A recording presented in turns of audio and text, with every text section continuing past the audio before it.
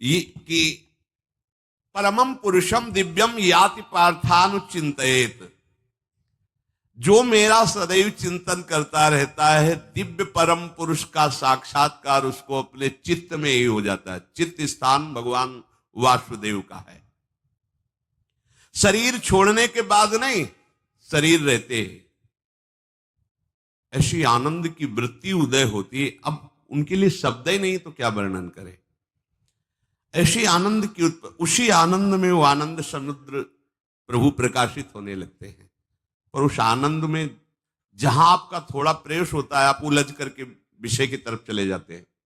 ध्यान देना हमारी इस बात को, यह अनुभवगम्य बात कहते हैं। जब आपको भजन का थोड़ा आनंद मिलेगा तो आप थोड़ा निश्चिंत जैसे होते हैं, उसी समय मन आपको विषयों में फंसा देगा। जब आपको भजन का अभ्यास बढ़ने लगे, आनंद मिलने लगे, तो आपको उदासीनता बढ़ानी है, हंसना नहीं है, लोगों से मिलना नहीं, खेलना नहीं है, क्योंकि इस समय चढ़ाई का है। आनंद स्फुरित होने लगा है, बचाओ, बिल्कुल आसपास से सुरक्षित हो जाओ। वो आनंद ही आपको ऊपर ऐसी स्थिति में ला देगा जहां विषय नहीं ले जाएंगे। भगवान कह रहे परमम पुरुषम दिव्यम याति पार्थानुचिंतयन्, जो निरंतर अभ्यास चिंतन का करता है उसे चित्त में ही भगवत साक्षात्कार हो जाता है। अगर आप सावधान नहीं रहेंगे, चिंतन सही नहीं रहेगा आपका, तो किसी भी अवस्था में ये विषय चिंतन छूटने वाला नहीं। अभी हमारे पास अवसर है, अभी हमारे पास समय है, चूको मत।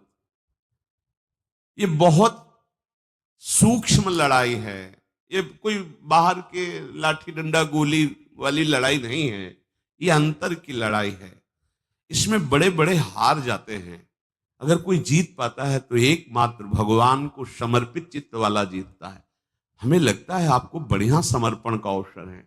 अब आप ये जो मना किया जाता है, उन विषयों का भोग करते हैं, विषयों का सेवन करते हैं, तो फिर ऐसा लगता है अब हम नहीं कर पाएंगे, हमारे पास कोई चांस नहीं रह गया कि अब आपको संभाल सके। इसलिए आप सहयोग कीजिए। ये बाहरी आनंद 4 दिन का है, मान जाओ, बाहरी आनंद। ये श्री जी के मार्ग के लिए हम कह रहे हैं किसी जन्म में भगवत प्राप्ति करनी। अगर आप नहीं कर मानोगे, मनमानी आचरण करोगे तो भ्रष्ट हो जाओगे। ये संसार का स्वरूप है, किसी न किसी बहाने से वो आपको सतमार्ग से हटाएगा। ना किसी को घर आने दो, ना किसी के घर जाओ, ना किसी को रंग लगाओ, ना किसी से रंग लगवाओ। अपनी प्रिया प्रीतम के साथ होली खेलो। यहां जो सत्संग हो रहा है ठीक है, सुना है, एकांतिक किया, कुटिया में जाओ चुपचाप, अपने श्री जी को रंग लगाओ, श्री जी के सामने पद गाओ, श्री जी के सामने नाचो, उन्हीं तो भावना में उनके साथ खेलो, किसी और की जरूरत नहीं। कोई अब दूसरा हमें छुए, दूसरा कोई हमारा अपना बने, अब हमें जरूरत नहीं है। देखो हमारी भाषा समझ में आ रही हो तो समझ लेना, नहीं बाद में पछताओगे। किसी को भी अपने साधन कक्ष में प्रवेश मत दो, किसी को अपनी कुटिया में मत आने। अब आप यहाँ गृहस्थ नहीं हो, यहां भी रह रहे हो, भले गृहस्थ वेश में रह रहे हो, आप वनवासी हो, आप श्री जी के उपासी हो, कोई व्यवहार की जरूरत नहीं। जब ऐसे रहोगे तो श्री जी आएंगे आपसे खेलने। निष्ठा, हृदय में निष्ठा। अब व्यवहार की गुंजाइश नहीं रह गई, हमारे पास समय नहीं व्यवहार का। हमारी बातें मान लो, पर आप लोग मानते नहीं हो, इसलिए रंग नहीं चढ़ पा रहा। अरे वो बेचैन है आपके साथ खेलने के लिए, उनकी तरफ जब देखो ना तो बेचैन है, पर उनकी तरफ कोई देखना ही नहीं चाहता। वो तो यही से फुर्सत नहीं मिलती भोगों से खेलने के लिए, संसार के राग में खेलने के लिए। वो तो लालायित है, वो तो खुशी हो रहे कि ये हमारा शरणागत हो गया, अभी हमारी सहचरी बनेगा, हमारी सेवा में आएगा। शरणागत होकर के पीठ कर लिया श्री जी की तरफ, मुख कर लिया संसार की तरफ, तो दोनों लाड़िले उदास बैठ जाते हैं। अब क्या करें, ये तो उधर मुख करके जा रहा है, चलो फिर कभी लौटेगा, वो फिर इंतजार कर रहे हैं। विमुख भये विषो न अकृपा जब चिते खूब अभ्यास करो नाम जब। कोई होली दिवाली त्योहारी, हमारा सारा त्योहार लाडली लाल से है, इन्हीं के साथ खेलो। देखो तुम्हें बताएं, जो बच्चा बाहर खेलने नहीं जाता तो माता पिता उसके साथ खेलने लगते। कैसे? घुटने के बल चल रहा है तो वो पिता भी घुटने के बल चलेगा उसके साथ साथ।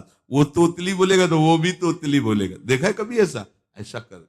तो ये हमारे स्वामी भी जब देखेंगे कि अरे ये तो किसी से राजी नहीं है, केवल हमसे खेलना चाहता है, इनके लाने का एक ही उपाय है, ध्यान रखना, अनन्य व्रत। नहीं चाहिए हमें और।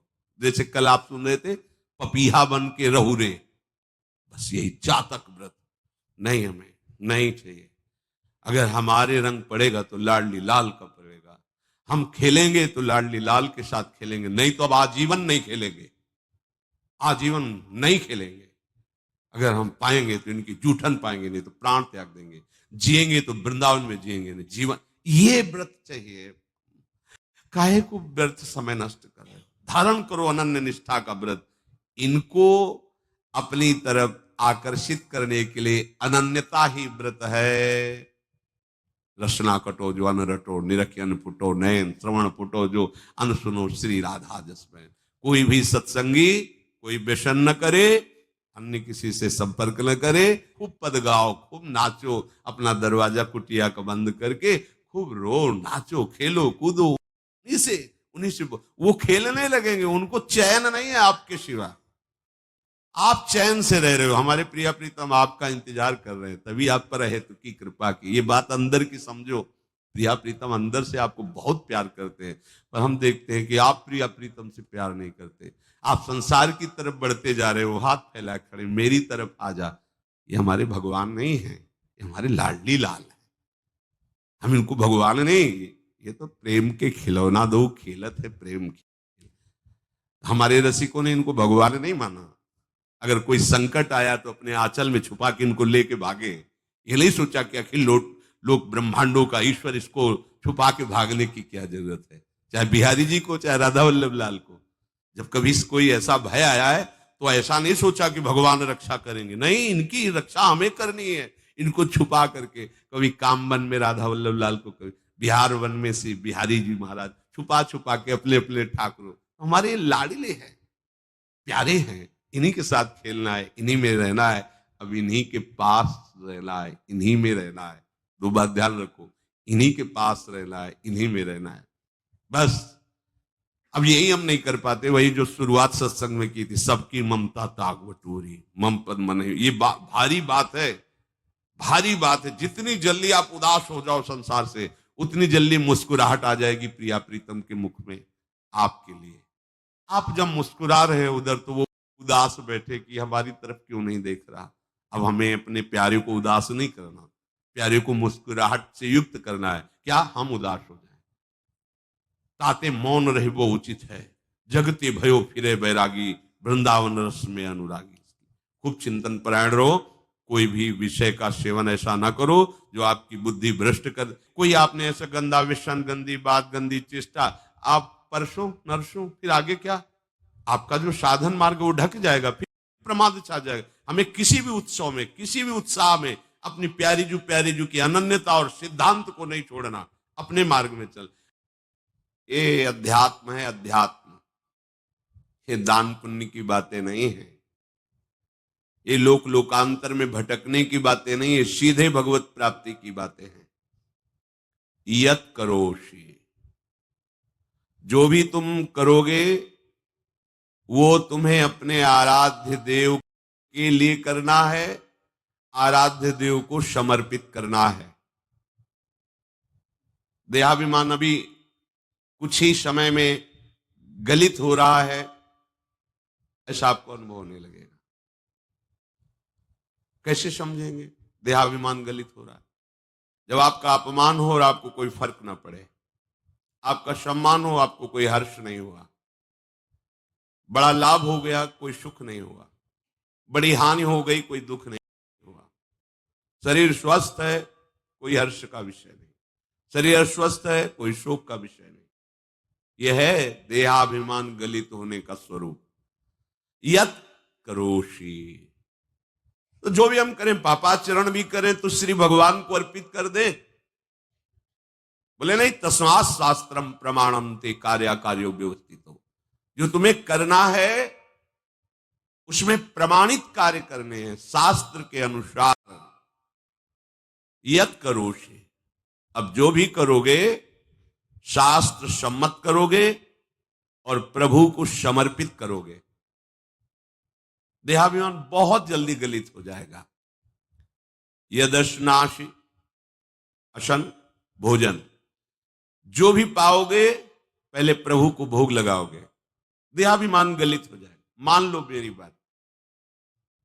ये सब 4 दिन के उत्सव, 4 दिन की चांदनी है। शोक समाज पूरा तैयार हो रहा है हमारे ऊपर आक्रमण करने के लिए। तुम्हें क्या पता, शोक का अंधेरा छाने के पहले ही व्यवस्थित जहां पहुंचना वहां पहुंच जाओ, फिर अंधेरा छा जाएगा, कोई फर्क नहीं पड़ेगा। अभी आप यात्रा ही नहीं प्रारंभ किए हैं और अंधेरा आ गया तो मार्ग ढक जाएगा और जीवन व्यर्थ चला जाएगा।